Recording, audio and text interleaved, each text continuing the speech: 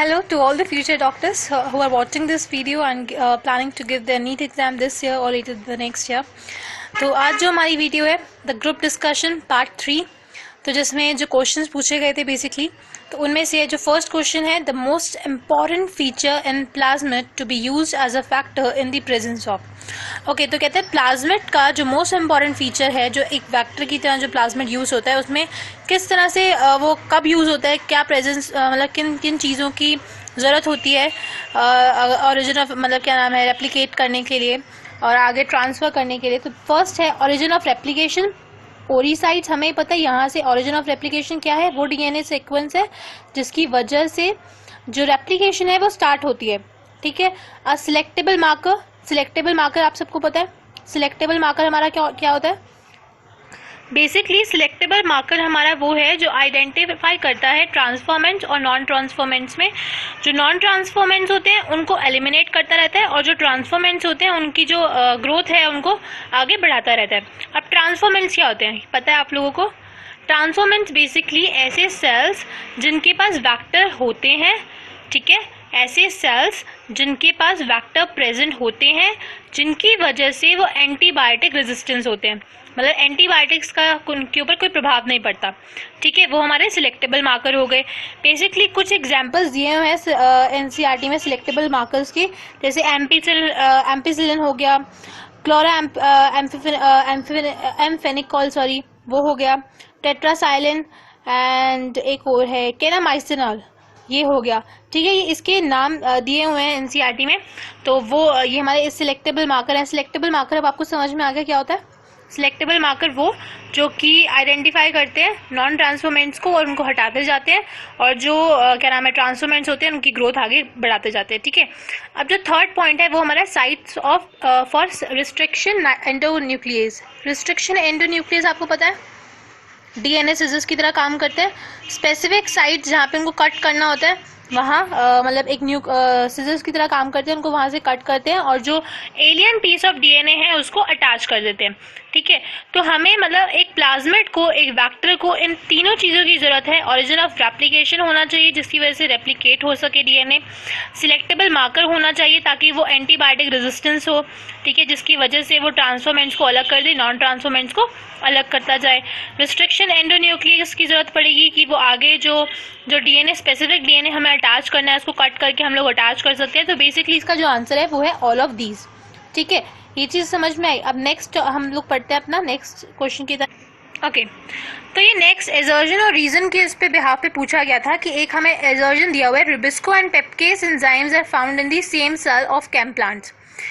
Cam plants basically वो plants होते हैं जो कि बहुत ज़्यादा हॉटर क्लाइमेट में पाए जाते हैं, जैसे इसका एग्जाम्पल है पाइनएप्पल, कैक्टस, ये सब इसका एग्जाम्पल है।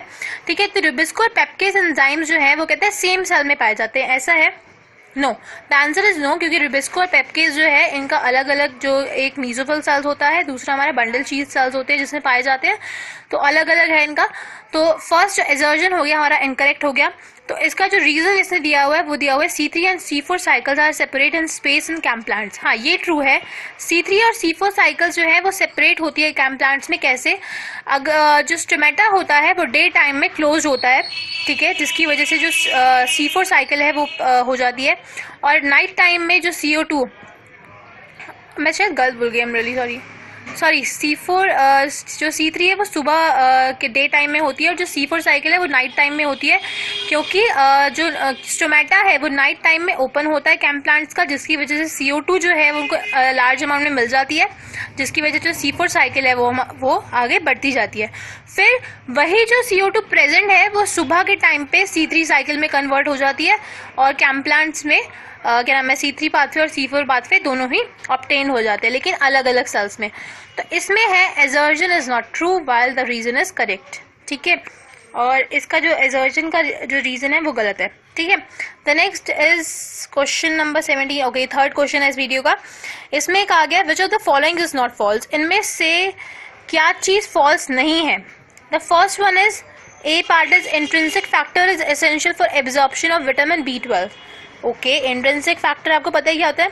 Intrinsic factor basically gastric glands में जो स्टमक की जो म्यूकोजा लाइन है ना, वहाँ पे कुछ गैस्ट्रिक ग्लैंड्स कुछ उनमें सेल्स होते हैं 3 तरह के। उनमें से एक सेल्स है ऑक्जेंटिक सेल्स या पार्शियल सेल्स, उनमें ये इंट्रिंसिक फैक्टर और HCl पाया जाता है, जो कि बेसिकली असेंशियल है for the absorption of vitamin B12 enzyme. ठीक है, ये फर्स्ट हमारा पार्ट मतलब करेक्ट है, ए पार्ट हमारा करेक्ट हो गया। The next is gastric glands never secretes even a small amount of lipases in adults. ये चीज़ गलत दी हुई है, क्योंकि जो गैस्ट्रिक ग्लैंड्स हैं वो कुछ अमाउंट में लाइपेसेस जो हैं वो सिक्रीट करते हैं, ये NCERT में लिखा हुआ है, तो ये गलत हो गया हमारा यहाँ पे answer. The next is rennin, a proteolytic enzyme for milk proteins found in gastric juice of infants. Okay, यहाँ पे रेनिन RENNIN है। ठीक है, तो यहाँ पे जो रेनिन है वो एक प्रोटियोलाइटिक एंजाइम है जो कि गैस्ट्रिक ग्लैंड्स में पाया जाता है इन्फेंट्स में, और found in gastric juice of infants की जो मिल्क जो प्रोटीन्स जो होते हैं उनके डाइजेशन के लिए बेसिकली होता है ये एंजाइम। और एक जो रेनिन है हम लोग वो उस टॉपिक में पढ़ चुके हैं, किसमें, किडनी वाले टॉपिक में, जिसमें एंटी डायरेटिक हार्मोन था।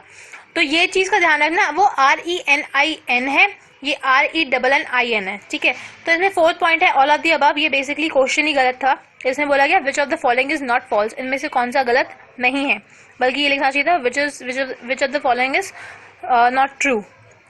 तो बी पार्ट जो है हमारा वो गलत है। ठीक है, तो आपको इसमें समझ में आया। अब नेक्स्ट 4th क्वेश्चन की तरफ बढ़ते हैं। ओके, ये है हमारा क्वेश्चन नंबर 4th। कहता है the problem due to RH negative factor arises when the blood of the 2 RH positive and RH negative mix up. जो प्रॉब्लम बेसिकली अराइज होती है RH नेगेटिव फैक्टर की वजह से, वो कब होती है, when the blood of 2 mix up, जब 2 जो ब्लड है मिक्स हो जाते हैं। पहला है during pregnancy, next is in a test tube, third is through transfusion, fourth is both 1 and 3।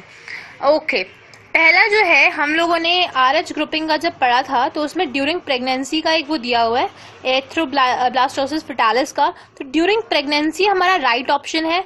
ठीक है, जिसकी वजह से जब अगर वो भी राइट ऑप्शन कब है, जब फर्दर प्रेगनेंसी, फर्स्ट प्रेगनेंसी में तो जो RH पॉजिटिव और RH नेगेटिव ब्लड है वो थ्रू प्लेसेंटा सेपरेटेड होते हैं, वेल सेपरेटेड होते हैं।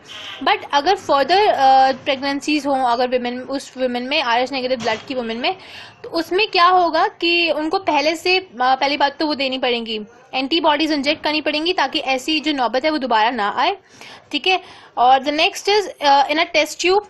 टेस्ट ट्यूब में नहीं हो सकता, ठीक है, क्योंकि टेस्ट ट्यूब में बेसिकली हम लोग खुद वो कंडीशन मतलब बनाते हैं, तो उसका गलत होने का मतलब कोई वो है ही नहीं केस। तो next is through transfusion. Transfusion मतलब कि जब ट्रांसफ्यूजन क्या नाम है, जब मतलब एक जो ब्लड है वो दूसरे मतलब पॉजिटिव, हम लोग चेक करते हैं ना कभी भी मतलब किसी को अगर ब्लड डोनेट करना होता है, जब हम किसी को ब्लड डोनेट करते हैं तो हमारा पहले ब्लड चेक किया जाता है कि वो पॉजिटिव RH पॉजिटिव है कि RH नेगेटिव फैक्टर का है। उसके बाद वो उसका, जैसे हमारा O पॉजिटिव है, सपोज अगर मेरा जो ब्लड ग्रुप है वो अगर O पॉजिटिव है तो positive is for RH positive, और जिनका O नेगेटिव होगा तो उनका RH नेगेटिव अलग है। ठीक है, तो ये चीज आप क्वेश्चन समझ गए होंगे। तो इसमें जो राइट ऑप्शन है वो है ड्यूरिंग प्रेगनेंसी। ओके, जो प्रॉब्लम RH नेगेटिव फैक्टर की वजह से जो अराइज होती है जब 2 ब्लड मिक्स हो जाती है, वो कौन सी कंडीशन है, जो होती है ड्यूरिंग प्रेगनेंसी के दौरान। ओके, द नेक्स्ट क्वेश्चन की तरफ बढ़ते हैं अब। ओके, जो नेक्स्ट इसमें क्वेश्चन दे रखा है एजर्जन और रीजन के तौर पे। फर्स्ट है assertion, areas controls the amount of H2O in urine. Okay, ये जो हमारा है कहता है एंटी डायरेटिक हार्मोन जो है वो कंट्रोल करता है amount of water in urine. ये ठीक है आंसर, क्योंकि जो एंटी डायरेटिक हार्मोन है वो प्रेजेंट करता है कि कितना वाटर हमारी जो किडनीज को नीडेड है, कितना नहीं है। ठीक है, इस वजह से वो एंटी डायरेटिक हार्मोन पूरा वाटर के ऊपर मतलब कंट्रोल करता है कि कितना जो है पानी हमारी बॉडी को, किडनी को जरूरत है और कितना नहीं है। अगर नहीं होता है तो वो यूरिन के थ्रू एक्सक्रीट आउट हो जाता है। द नेक्स्ट इज रीजन, कहता है ADH determines the permeability of the collecting duct to water. ये भी सही है, जो ADH है वो ही डिटरमाइन करता है कि कितना जो पानी है वो कलेक्टिंग डक्ट को चाहिए। देखो कैसे, इसमें ये है कि जब भी ADH प्रेजेंट तब होगा, जब भी एडीएच, मतलब बेसिक यही है कि एडीएच हमारा प्रेजेंट कब होता है, जब जो बॉडी की जो फ्लूइड है, वॉल्यूम है, वो कम हो जाती है, तब हमारा एंटी डायरेटिक हार्मोन प्रेजेंट होता है। तो जब हमारा एंटी डायरेटिक हार्मोन प्रेजेंट होगा तभी जो हमारी कलेक्टिंग डक्ट है वो पानी ऑब्जर्व कर पाएगी, परमेएबल हो पाएगी उसके, नहीं तो वो मतलब कलेक्टिंग डक्ट अपने आप से जो वाटर नहीं ले सकती है। ठीक है, ये समझ में आया। तो असर्जन और रीजन यहाँ पे दोनों ही हमारे करेक्ट हैं। ठीक है, the next is 23rd part, कहता है the kidneys have built in mechanism for the regulation of glomerular filtration rate. कहता है कि जो किडनीज है हमारी, उनमें पहले से ही बिल्ट इन मैकेनिज्म होता है ग्लोमेरुलर फिल्ट्रेशन रेट के लिए, जीएफआर के लिए, जिसकी वजह से ब्लड प्रेशर हमारा बढ़ता है। ठीक है, और ब्लड प्रेशर मतलब बेसिकली ब्लड फ्लो है वो इंक्रीज हो जाता है। तो ये बिल्कुल ट्रू है, किडनीज में कुछ ऐसे मैकेनिज्म होते हैं, जैसे फॉर एग्जांपल अगर क्या नाम है, बॉडी फ्लूइड वॉल्यूम कम होगा तो हमारा एंटी डायरेटिक हार्मोन काम में आ जाएगा। ठीक है, रेनिन रिलीज करेगा। द नेक्स्ट इज अगर बॉडी फ्लूइड वॉल्यूम कम होगा, मेरे ख्याल से सॉरी ज़्यादा होगा, तो हमारा जो एएनएफ है, एएनएफ मैकेनिज्म काम में आ जाएगा। तो इसका जो रीज़न दिया हुआ है, ANF mechanism is one such efficient mechanism, तो ये भी ट्रू है। एजर्जन का जो ये रीज़न है ये भी ट्रू है, दोनों ही हमारे ट्रू हो गए। ठीक है, ये आपको समझ में आया। अब जो नेक्स्ट वीडियो होगी उसमें नेक्स्ट क्वेश्चंस डाउट्स होंगे, तो स्टे ट्यून्ड फॉर इट। और अगर आपके भी कोई डाउट्स हैं तो you can mail me on my email, that is carestudyeasily@gmail.com, और you can comment also। और अगर कोई क्वेश्चन, अगर आपको पार्ट यहाँ पे नहीं समझ में आया, आप कमेंट कर सकते हैं।